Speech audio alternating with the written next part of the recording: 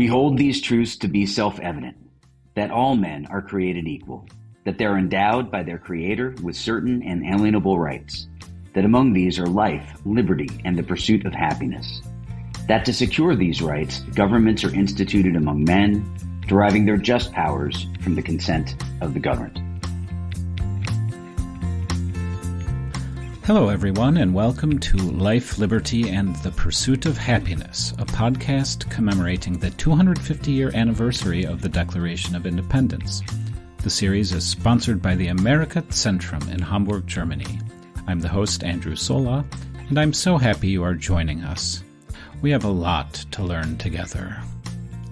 The Amerika Zentrum is a small non-for-profit that relies on the support of listeners like you. We spend a lot of time assembling experts from around the world to share their knowledge with you. And we provide this content to you for free as a public service.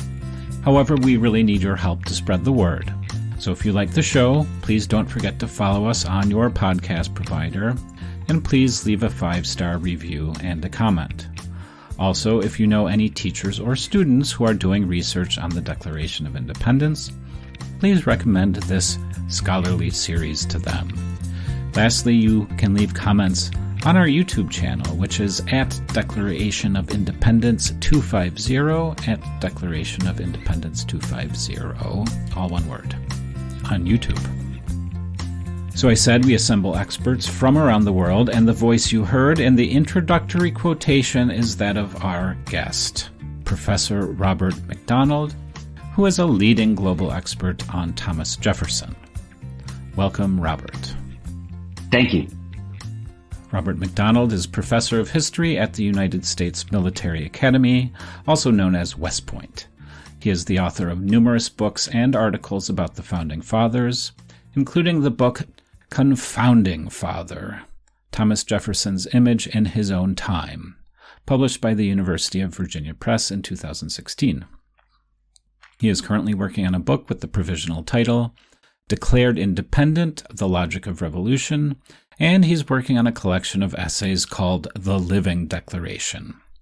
So, Professor McDonald, you chose the most famous passage to begin this episode. Why did you choose it?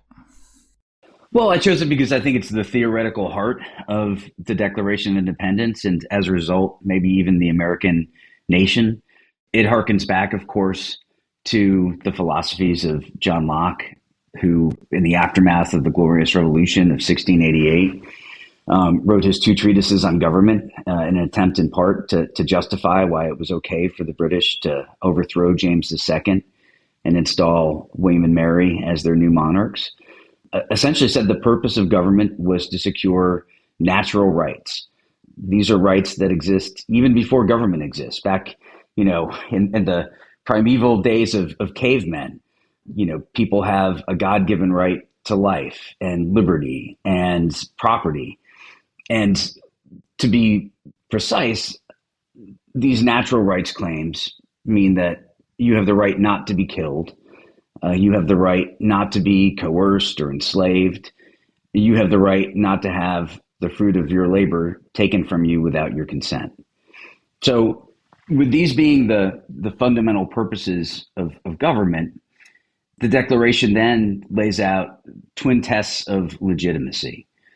First of all, the purpose of the government should be to secure these rights. And when the government needs to figure out how exactly to secure those rights, it should derive its just powers from the consent of the governed. So we have a government that exists to protect our rights and a government that is representative in its nature. Great. You just referenced so many ideas and concepts about philosophy, the Enlightenment, consent, and maybe we'll get to all of those. But I need to reel you in quickly for a minute because we need to get to know the author of the Declaration, Thomas Jefferson. So who was he?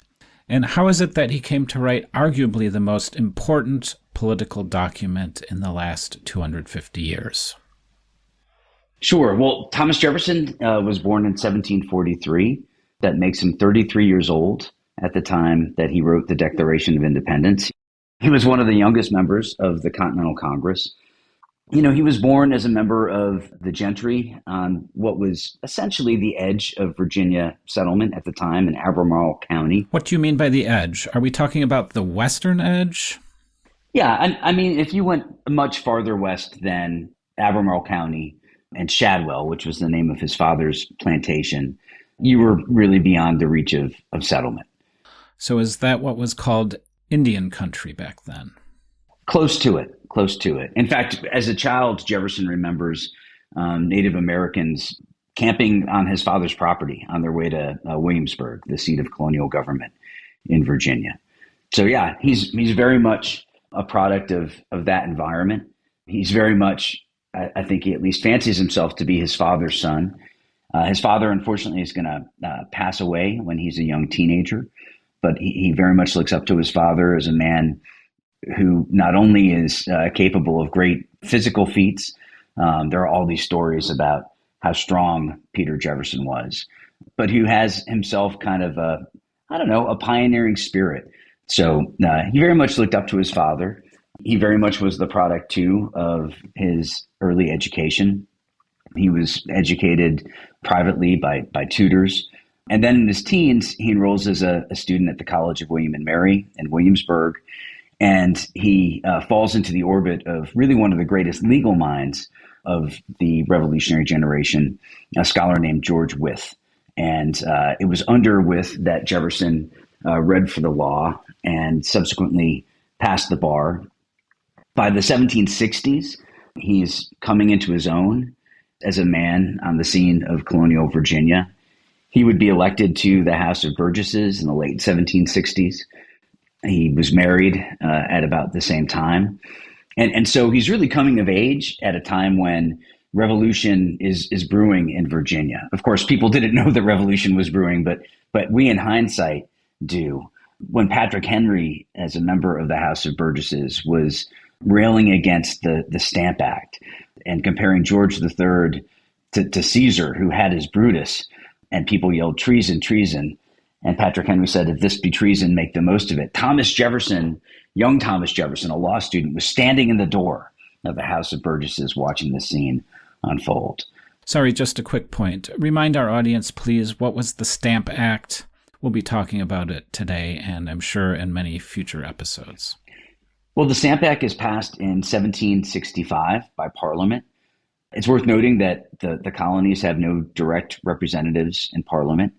And so the Stamp Act, which was a direct tax upon them, was an example of taxation without representation. And in short, if one body has the power, or at least claims the power, to reach into your pocket and take your money without asking, that's theft. That's a violation of property rights. So they thought that this was a very disturbing policy that Parliament was embarking upon. Okay, so Jefferson hears this Patrick Henry speech, and he's hearing the arguments against the Stamp Act, how unfair it is to tax the people without representation. And would you say that he had been starting to be a little bit more of a revolutionary himself before the Stamp Act? Is he changing? Is he growing up? Is he evolving into becoming more radical as he gets older and the years go by? Yeah, it's an interesting question whether Jefferson or any of these American revolutionaries were radical, or if in some way they were radically conservative. I mean, it is a classic historiographical question that historians have debated for a long time. I think the reason you could debate that question is because if they were radical in their adherence to what they believed to be the foundational principles of the modern British regime, ever since the installation of William and Mary as monarchs during the Glorious Revolution. The principles for which they stood were principles that they believed were at the foundation of the modern British state. And so they saw themselves not as being anti-British, they saw themselves as being patriotic Englishmen. And the people in Parliament on the other side of the ocean, they were dismayed. I mean, they thought that Parliament, of course, was the seat of liberty, that Parliament was the part of Britain's balanced constitution that could most be counted on to protect their rights. And so I think between the 1760s and the 1770s, American revolutionaries to be viewed members of parliament as being misled, increasingly as being corrupt, and finally as being a lost cause. And when you look at the year that precedes the Declaration of Independence, I mean, just literally a year. If you go back to July of 1775, there are two documents that the Continental Congress issues. One is the Olive Branch Petition, which is addressed directly to King George III. It says, we are loyal to you and you needn't question our loyalties to you, especially if you meet our demands. And then it lists, just as the Declaration of Independence would, a long list of grievances that members of Congress believe need to be addressed.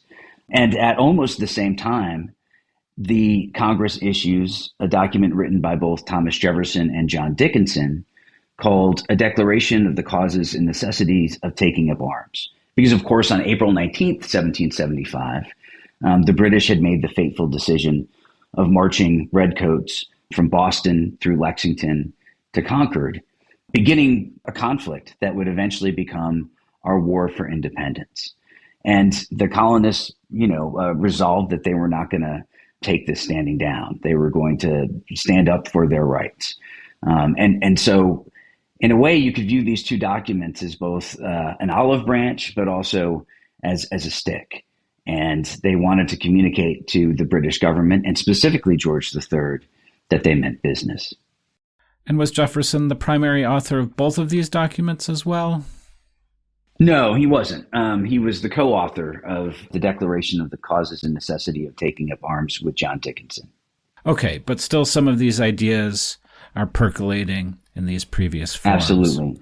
And then they come out in the Declaration of Independence that we know now. You could go back a summer before that, to July of 1774, when Thomas Jefferson, as a member of Virginia's extra-legal legislature, drafts a resolution that would eventually be privately published, not by him, but by some friends who very much admired it, with the title, A Summary View of the Rights of British America.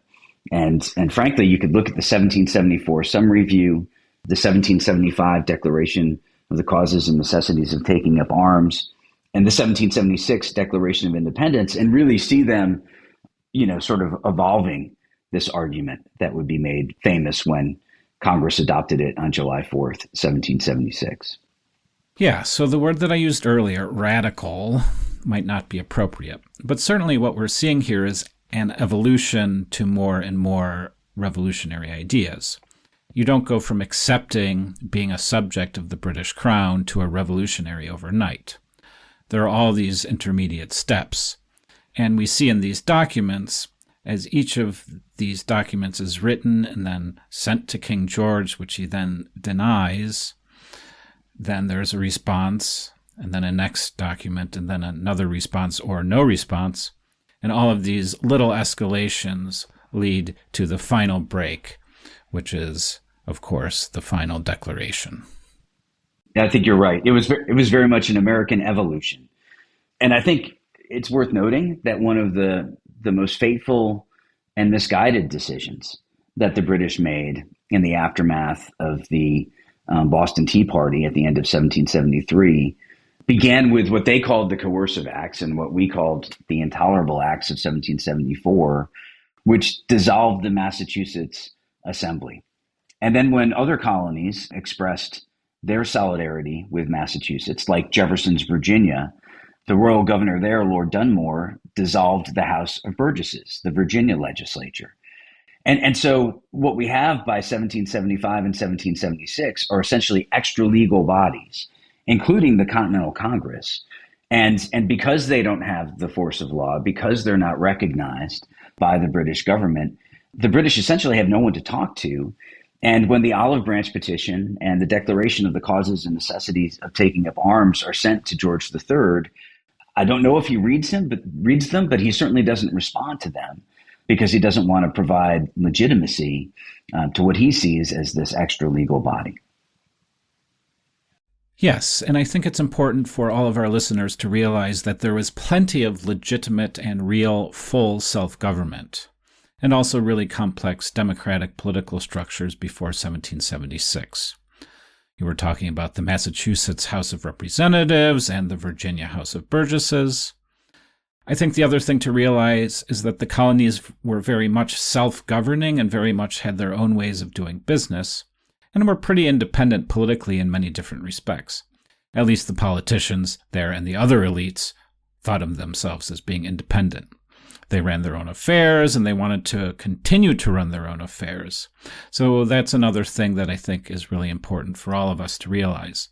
The tradition of self-government did not just start in 1776, did it?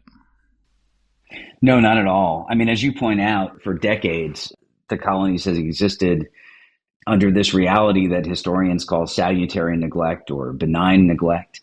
Essentially, long before 1776, they had been governing themselves. Their governments were modeled after that existed in London. There was a royal governor in most colonies appointed by the king. The governor had his council, which represented, in many respects, the House of Lords. And then each colony would have an elected legislature. And they essentially viewed themselves as having the right to govern themselves up to the water's edge. So they didn't dispute the supremacy of Parliament on the high seas. They didn't dispute the supremacy of Parliament to make foreign policy or to regulate trade. But in terms of their own internal proceedings and their own internal government, they thought that only their legislatures could make laws for them, because only in their legislatures did they have direct representation. Good. So here we are moving through history, and we're slowly getting to the 4th of July, 1776. You talked about the various petitions, the declaration of the causes and necessities of taking up arms, and then the Olive Branch petition. So how do we get to the Continental Congress and the composition of the Declaration of Independence and Thomas Jefferson's role in all of that? Sure. Well, I mean, 1775 is a year of war, and 1776 will continue to be. American blood is being spilled in Massachusetts, on Long Island, in New York. Thomas Paine, in January of 1776, is going to write his pamphlet, Common Sense, which is the first to make, in print at least, the argument that the United States, well, I should say the United Colonies, should declare independence and become, full-fledged states on the stage of the world. Paine says it's completely unnatural for an island to rule a continent. And not only does he go after the question of independence, he also goes after the institution of monarchy. So, we see two developments unfolding in the course of the run-up to the Declaration. One is toward independence, but the other one is anti-monarchical and pro-republican. The idea that an aristocracy of birth is unnatural, and instead the people should be able to elect their own leaders. And so you have on June 7th, a Virginia delegate to the Continental Congress named Richard Henry Lee rise up and make a resolution that these united colonies are, and of right ought to be, free and independent states. And Congress, of course, being a legislature, tabled this motion. That's what legislatures are good at doing, I suppose. And they created a committee to draft a Declaration of Independence while the delegates to Congress essentially wrote home and asked their provisional assemblies for guidance on this question. Should they declare independence or not? So for about 3 weeks, Thomas Jefferson labored on the Declaration of Independence. He initially thought that, the task should not fall to him. He believed that John Adams, who was a member of this committee, along with Benjamin Franklin and Robert Livingston of New York and Roger Sherman of Connecticut, he thought of all of them, it was John Adams who had most forcefully been pressing the cause of independence. He thought Adams should take the lead in it. But in a conversation that Adams later remembered, Adams said to Jefferson, "No, you have to do it." Jefferson said, "Well, why me?" And Adams said, "I give you 3 reasons. Reason number 1, I, John Adams, am obnoxious, suspected, and unpopular. You are very much otherwise. Reason number 2, you are a Virginian, and a Virginian ought to be at the head of this business. And reason number 3, Adams said, You, Thomas Jefferson, can write 10 times better than I can. So those are some interesting observations on the part of John Adams. It's probably worth just briefly surveying them. When Adams said that he was obnoxious, suspected, and unpopular, I think he was obnoxious in the cause of independence, and he probably feared that should he write the Declaration, some people might vote against it just to spite him. Was he that unpopular? I think he's also that self-deprecating, frankly. I mean, he's probably exaggerating his lack of popularity. But I think he is right to say that he's suspected because, of course, he is a representative of Massachusetts. And Massachusetts has been at the heart of this dilemma, ever since the British marched their troops, through Lexington to Concord in April of 1775. Massachusetts had borne the brunt of British sanctions as a result of the coercive acts. And that takes us to Adams's second point, which is that Jefferson, as a Virginian, ought to be at the head of the business of drafting the Declaration. Adams knew that, Massachusetts's commitment to independence was ironclad. So were all the other New England colonies. But Virginia is the most populous and, by some measures, largest of the other colonies. If you could get Virginia on board, you could get other Middle Atlantic colonies on board. You could get Southern colonies on board. And so I think he thought it was very important that, just as George Washington, a Virginian, had been selected as commander-in-chief of the Continental Army, it was wise to have a Virginian lead the effort to draft the Declaration. And then finally, Adams, he said that Jefferson can write 10 times better than he could. I think that's high praise coming from John Adams, who's a fine writer. But I think it's very true that Thomas Jefferson could write 10 times more succinctly than John Adams could. And so the elegance of the Declaration of Independence, I think, is very much a product of Thomas Jefferson's pen. Good. I want you to maybe gloss a little bit through that first point again. What was Thomas Jefferson's character like? If Adams was abrasive, was Thomas Jefferson seen to be somehow more gentle or accommodating or diplomatic? What was his personality like?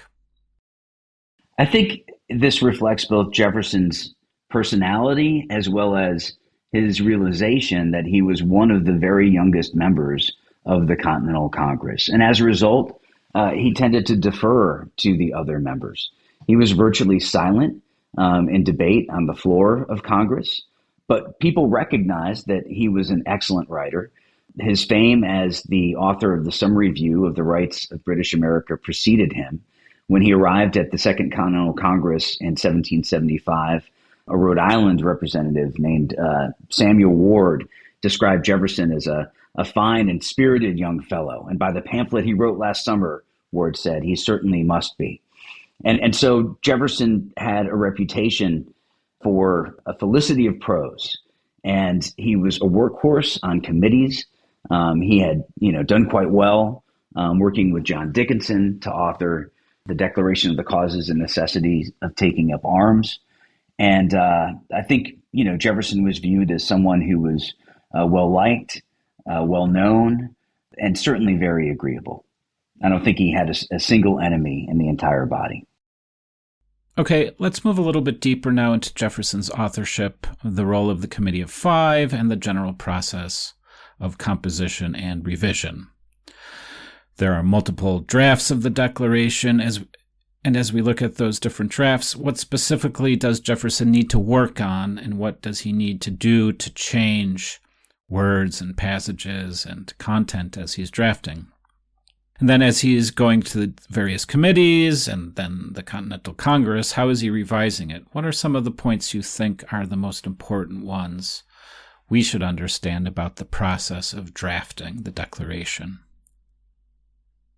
Well, Jefferson claims that he is writing without the aid of any other texts, and that he is merely trying to give voice to what he describes as the American mind, and to put forth the common sense of the subject of independence.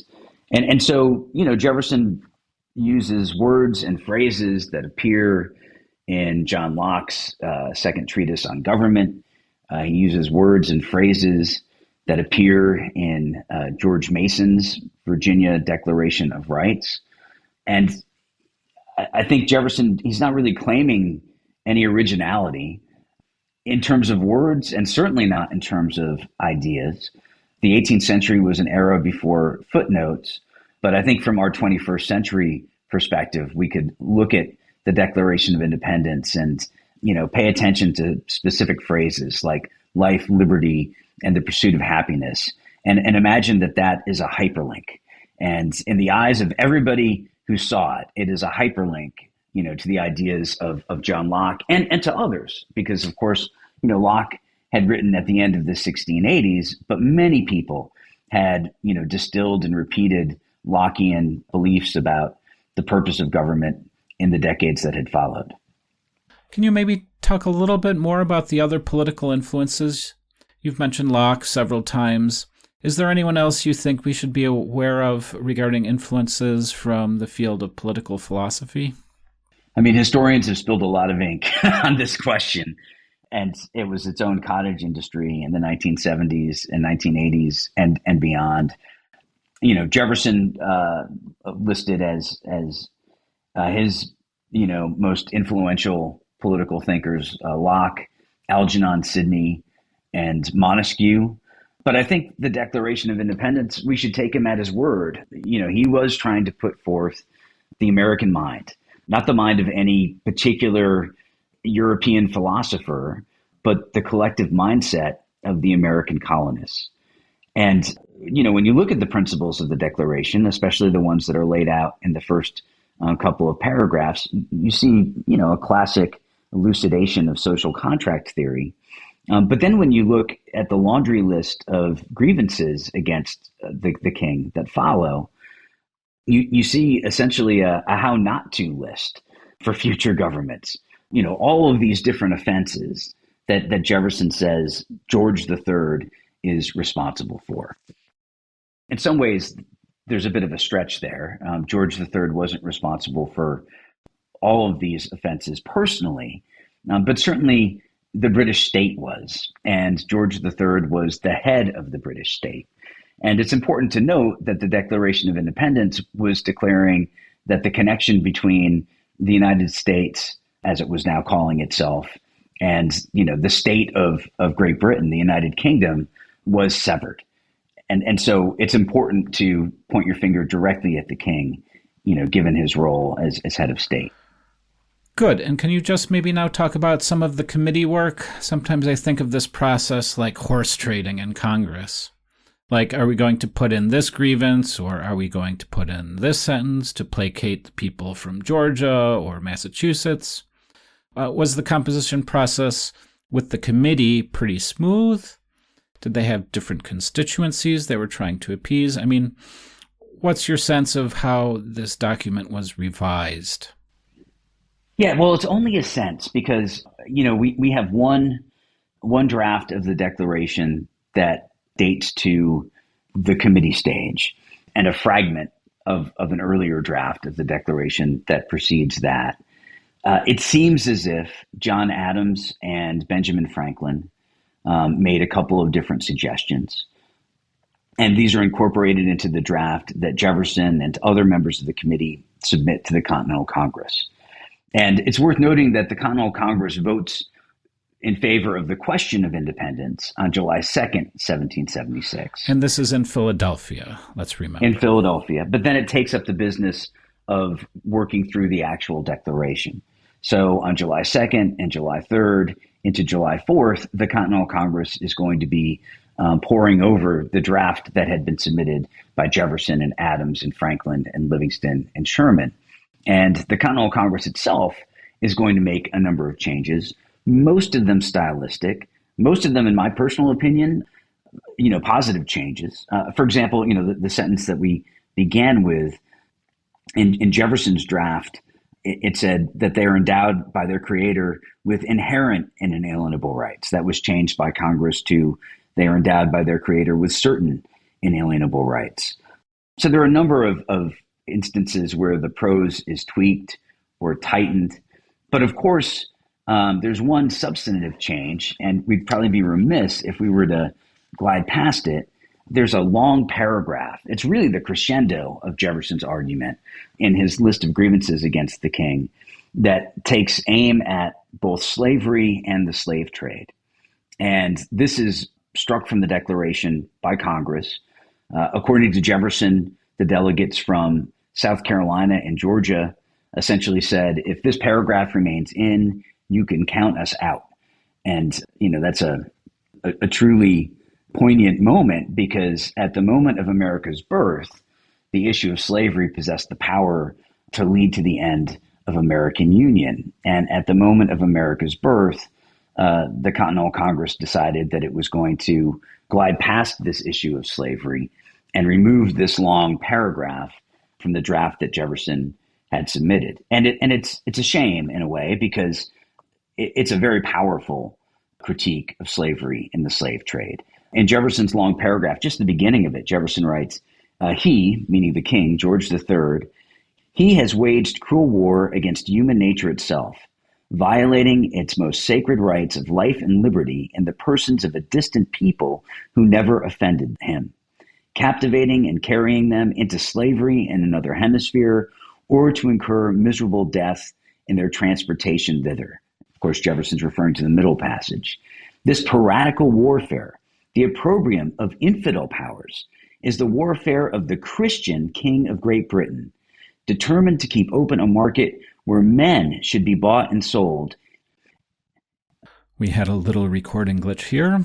Professor McDonald said, quote, Jefferson in this paragraph refers to these African men, women, and children as men. And in his draft, he puts that word in all caps, capital M, capital E, capital N. So lest anyone believe that the claim Jefferson makes in the beginning of the Declaration that all men are created equal is a reference merely to males, he's clearly referring to all mankind. That's the sense in which he uses this word to refer both to people generally in the second paragraph of the Declaration and that famous statement of equality and liberty. It's also the way that he refers to the men, women, and children who were taken against their will from Africa and brought to the New World in chains. And now back to my next question. Professor McDonald, what do you think Thomas Jefferson thought of that removal?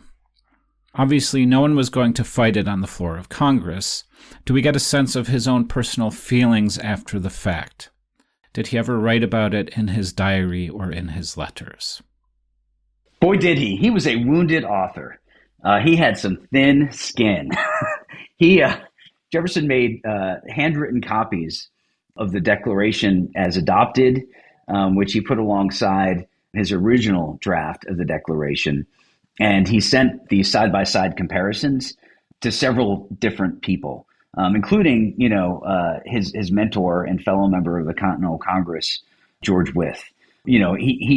He very much wanted people to tell him what he believed, which is that his version of the Declaration was far superior to the version as adopted by the Continental Congress. I think in terms of style as well as substance, regarding the slave trade, Jefferson was, he very much felt some ownership of this document, and he was very disappointed that, anything had been changed.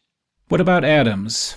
Adams was an abolitionist at that point, or is it too early in history to start using the word abolitionist to describe anti-slavery sentiments at the time? I understand the word abolitionist to mean someone who's calling for the immediate end of slavery. John Adams and many people who were members of the Continental Congress were anti-slavery. Many are going to adopt the principle of gradual emancipation. I think it's worth pointing out that Thomas Jefferson, even though he owns, at the time that he writes the Declaration of Independence, about 200 men, women, and children, he was a leading anti-slavery advocate in Virginia. One of his first public acts as a member of the House of Burgesses in 1769 was to co-sponsor a piece of legislation that would have made it legal for Virginians to voluntarily manumit their slaves.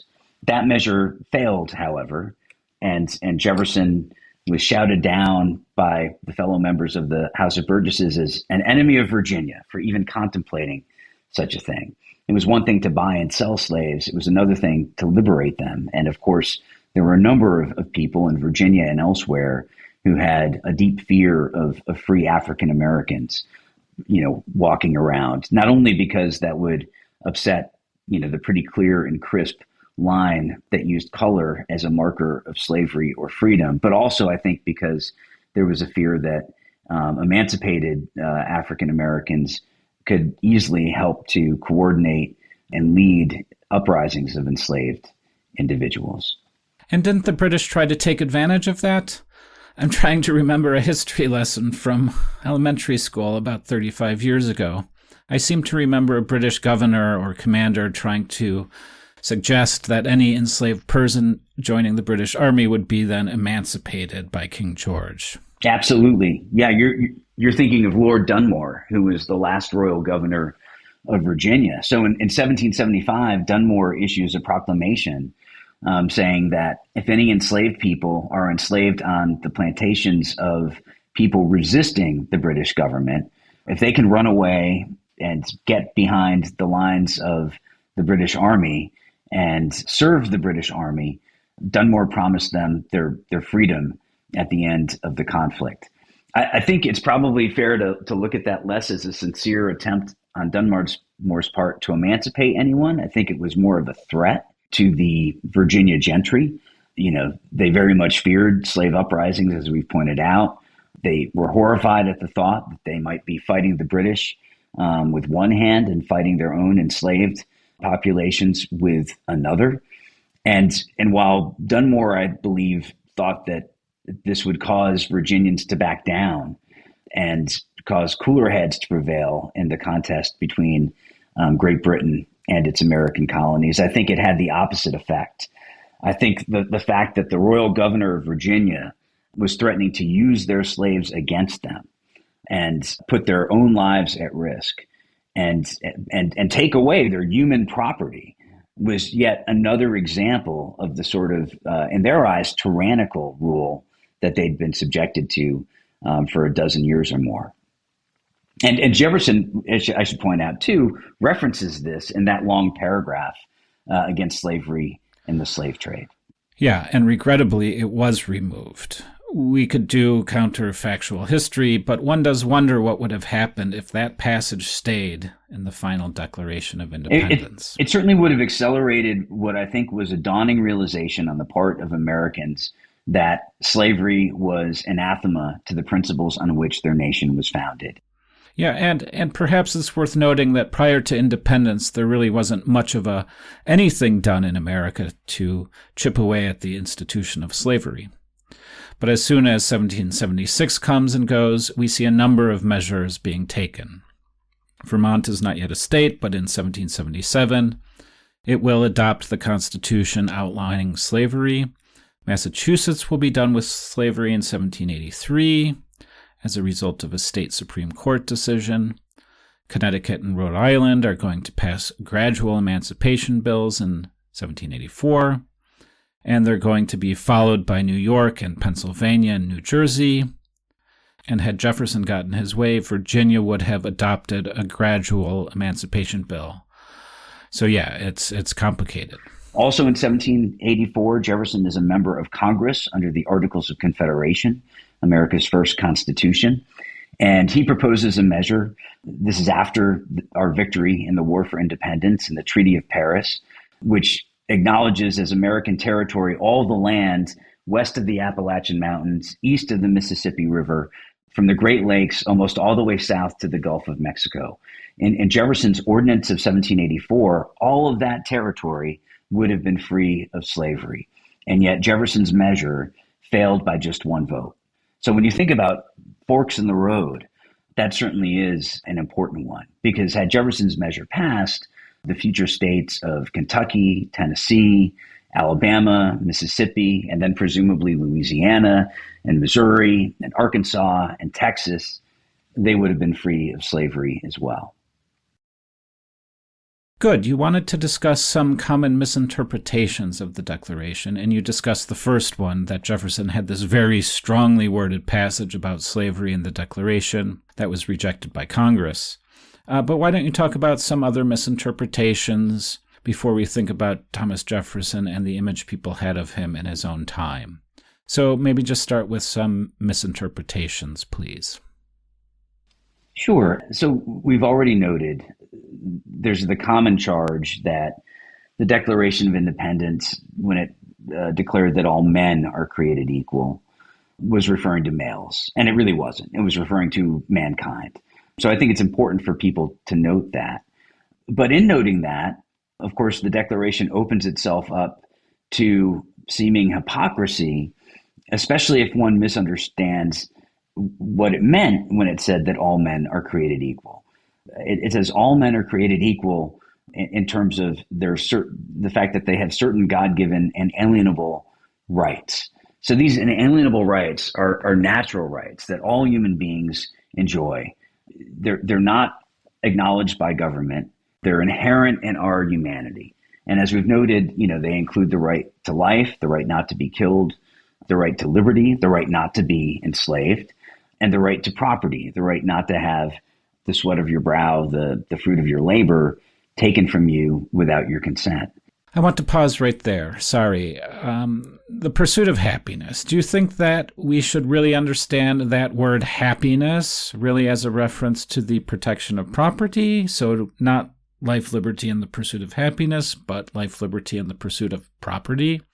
Or are you arguing that the pursuit of happiness includes property and maybe some other concepts like safety and the ability to direct one's affairs, or what? But why happiness?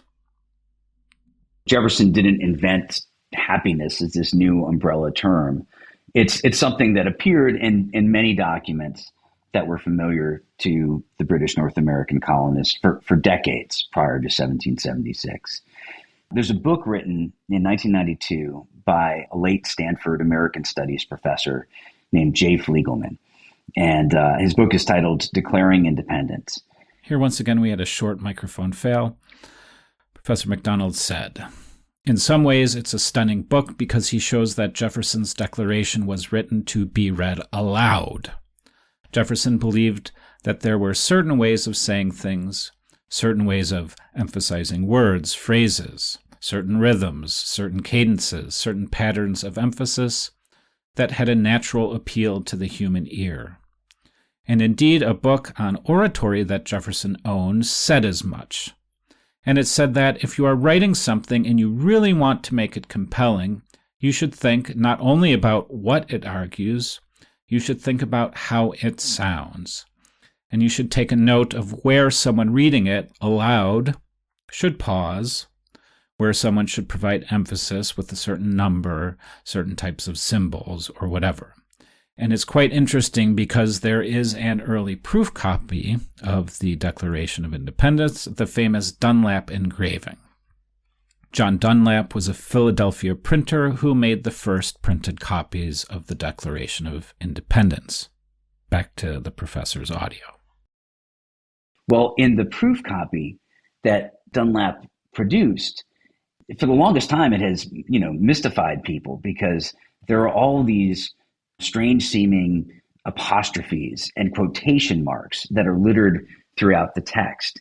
And these very much approximate the symbols that Jefferson's book told him that he should use to mark where emphasis should be given when reading something aloud, where one should pause, where one should speed up. And so it seems evident that Jefferson had an early draft of the Declaration that he had marked up in this way, and that draft was given to John Dunlap to make this proof copy of the Declaration, and that Dunlap erred in transcribing this, too literally. What is the point of all this? It's that maybe Jefferson used the phrase life, liberty, and the pursuit of happiness rather than life, liberty, and property, not because of any great point of political theory, but because it simply sounded better. Dramatic effect, yeah, and especially if he was imagining that this document would be read out loud in public squares throughout the colonies. then obviously he'd be thinking about its, as we would now say, its media resonance or its tweetability. Okay, any other misinterpretations you want to highlight? So while the Declaration of Independence asserted that all mankind possessed equal natural rights, it never would have made the assertion, and it didn't make the assertion, that all men, let alone all men, women, and children, should possess equal civil rights. I mean, the Declaration of Independence is a statement by the Continental Congress for the colonies. It is a body that has, very little power over the way that the colonies, soon to become states, govern themselves. And, I think the vast majority of people, including the most liberty-loving people in the 18th century, didn't imagine that civil rights would be accorded to even men who didn't own a sufficient amount of land, qualify them to vote, for example, let alone women or people of various sorts. So the Declaration is really silent on the question of civil rights. And just to be clear to your audience, by civil rights, I mean not natural rights that exist before a government is created, but the sort of participatory rights that one exists as a citizen or a subject of a government. So rights like the right to a trial by jury, or the right to vote, or the right to sue your neighbor in court. The Declaration isn't speaking about the process by which we should govern ourselves. It's talking instead about the purpose for which we should be governing ourselves. And that purpose is to secure natural rights like life, liberty, property, and the pursuit of happiness.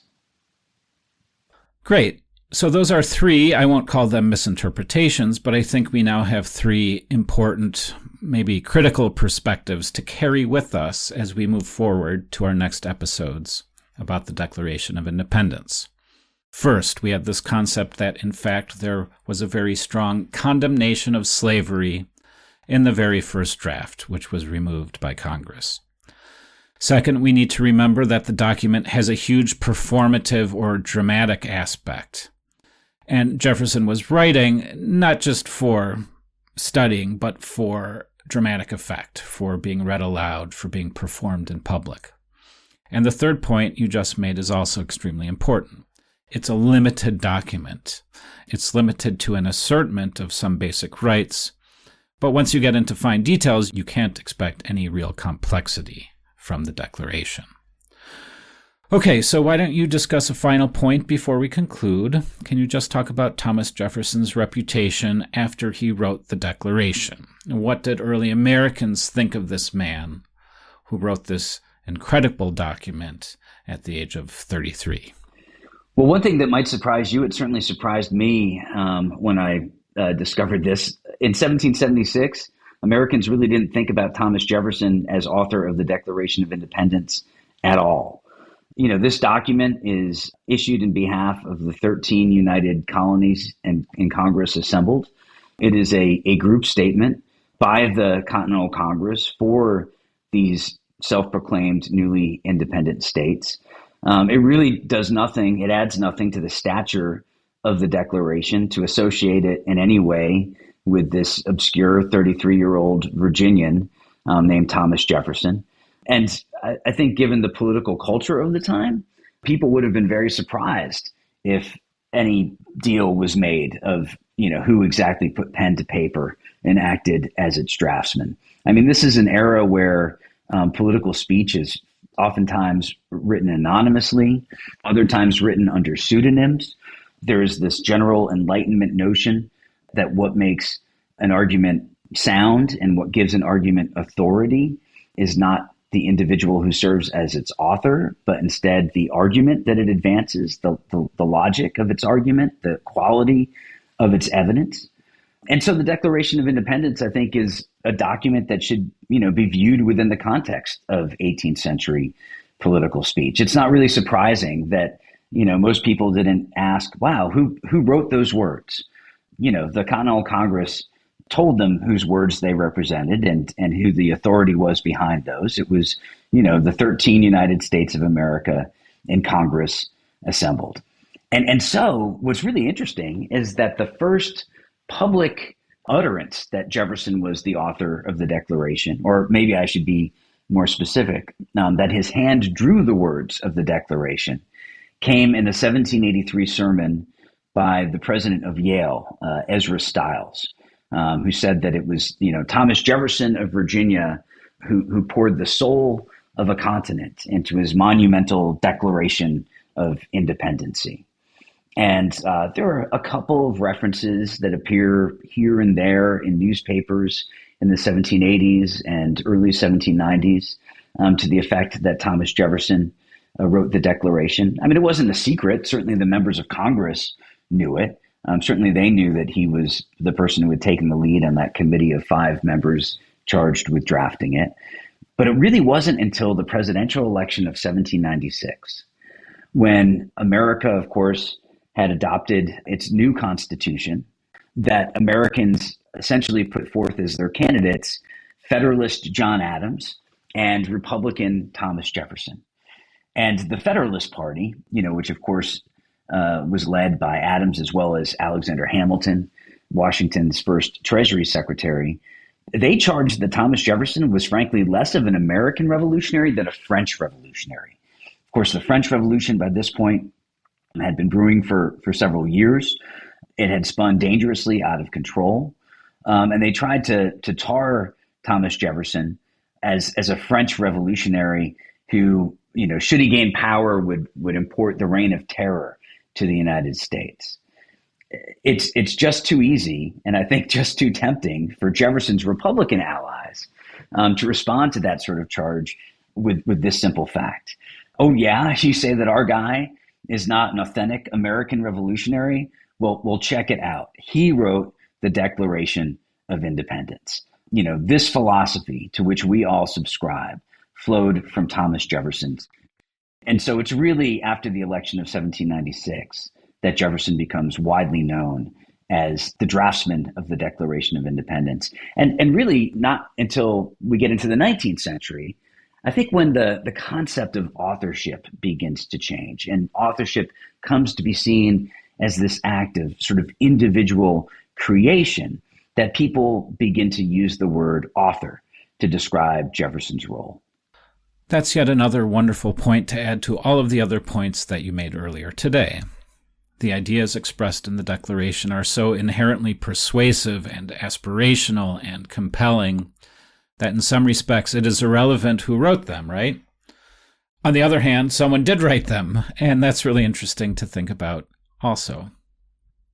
Robert, as we come to a close here, I ask all of my guests to reflect on the 250-year anniversary. So here you are, an expert on Thomas Jefferson, celebrity author. What message should we take away from the Declaration 250 years after Jefferson wrote it? To me, it's that the principles set forth by the Declaration of Independence are not only a product of their time, but in a larger sense, I think they're enduring and timeless. Just as the principles of the Glorious Revolution of 1688 are going to come in handy in 1776, I think that the Declaration of Independence is a lamp by which people in America and abroad, can shed light upon the political world around them.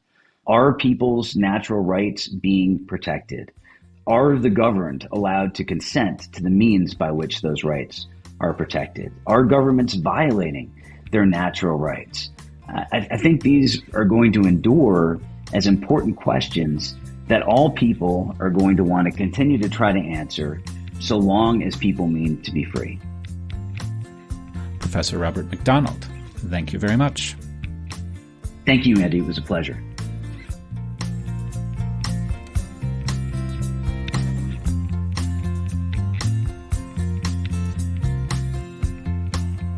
If you enjoyed this podcast and would like to support German-American friendship, why don't you visit us at our website, americatcentrum.de, where you can become a member and donate. The American Centrum is a nonpartisan and not-for-profit institution dedicated to strengthening the transatlantic relationship. The views and opinions expressed in the episode are those of the guests or the host, not the American Centrum. We take our nonpartisan mission seriously. Therefore, we do not take any institutional positions on politics or policy.